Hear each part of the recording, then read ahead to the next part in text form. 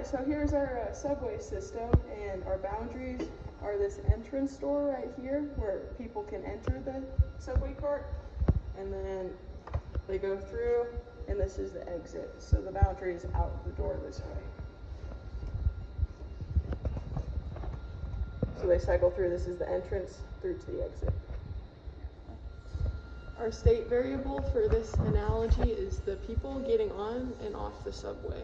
So here are all our people.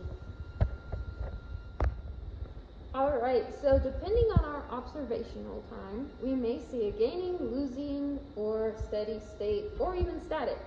Now, a gaining state would be when the inputs are greater than the outputs. So that's when the humans would be walking into the subway system, but not very many people would be walking out. You could see this probably around 8 a.m. when everybody's getting on to go to work. And then 8 a.m. to 8:05, they haven't gotten to work yet. So it's still gaining.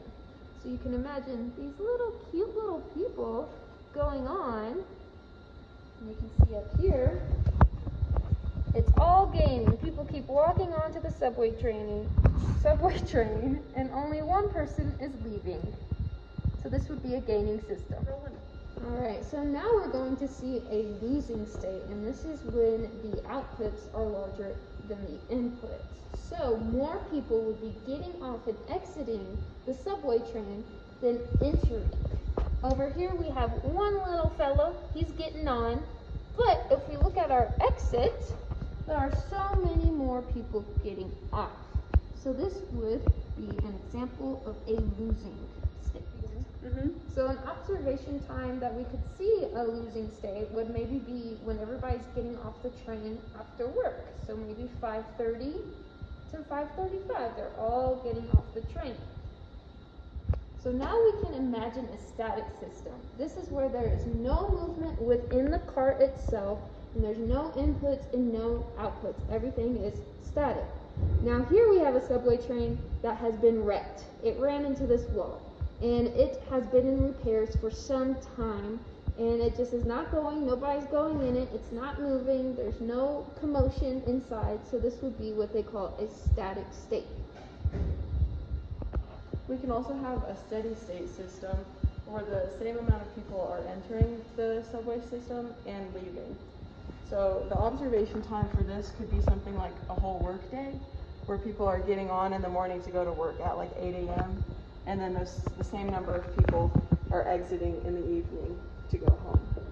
So right here in our example, we have 2 people getting on in the morning and also 2 people exiting, as seen in the video. So here we are explaining pore size and porosity. Right now, there are currently more benches in the subway train, meaning that it is harder for a person to get through.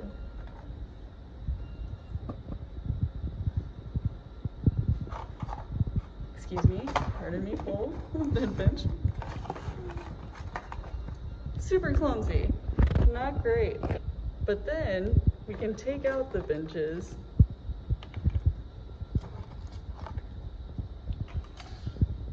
and therefore generate more pore space to where it's easy for this clumsy fella to walk through. As you can see here, there are no people on the subway. This means that there's no water in the system if it were compared to groundwater, which is very unrealistic in real life because there's always water in the soil. The maximum capacity of our subway cart is 15 people. And as you can see right here, there's 15 beautiful people on this subway cart, so it's at max capacity.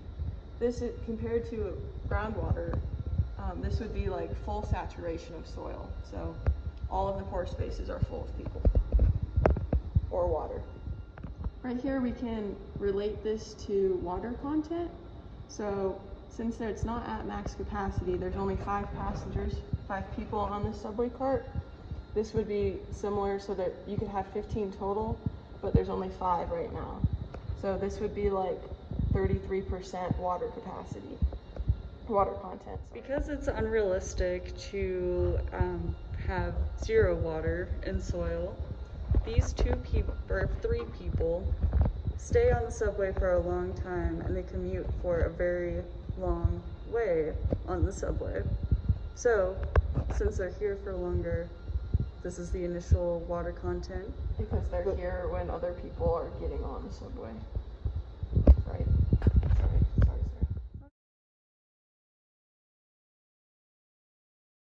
Alright, so to compare this subway train to that of Darcy's Law, we are going to have a completely saturated system, meaning there are 15 people within the train. And that would be similar to if you had a saturated soil column. Now we're going to talk about flow. Flow will focus on the movement of people in at the entrance and then out at the exit of the subway train. Flow in would equal the people boarding in the train, and then of course flow out would be people exiting the train. And that would give us Q, which equals flow. So our cross-sectional area will be this entrance door and then our exit door, which are of the same size. And this is where they flow in and out of the system. So our length will be the length of the train itself. So imagine, let's say this is a 40-foot train cart. Then our length would equal 40 feet. Because you enter at this end and then exit on the other end. So you go through the entire length of the cart. So here we can relate the hydraulic conductivity to our train cart system here. So hydraulic conductivity would be how easily the people move in through the system and out of the system. So as you can see, this is at max capacity with all 15 passengers. And the hydraulic conductivity is a lot lower because of the benches and the obstacles, because the pore space is less. So if you remove some of the benches here, I'm just going to get people out. This creates more pore space, so the hydraulic conductivity is greater because it's easier for the passengers to flow in and through the system. So we also have hydraulic head within this system, and it's going to describe the motivation of our water molecules, also known as people, our state variable, to get through the system. Now this is Billy. He really needs to get to work.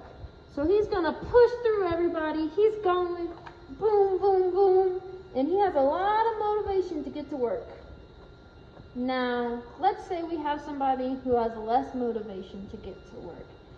They're really not having a fun time at their job, and they're just moseying along. They're like, ugh, do I really have to get off this subway train? And they don't really do that. So that's our hydraulic head, the motivation to get where they are going in the system. So with our analogy to relate flux to groundwater flow, it would be like a group of people and the rate at which they move from the entrance through to the exit. And they would be ignoring the obstacles, like the benches. Alright, so thanks for watching our video, and I hope you enjoyed our subway analogy. Now, groundwater is a lot more complicated than just the subway analogy. There's a lot of things that go into groundwater, but hopefully this analogy let you understand how water moves. Yeah. So, like the subway system, groundwater is a very important resource to human beings. Thanks for watching. And we're the Groundwater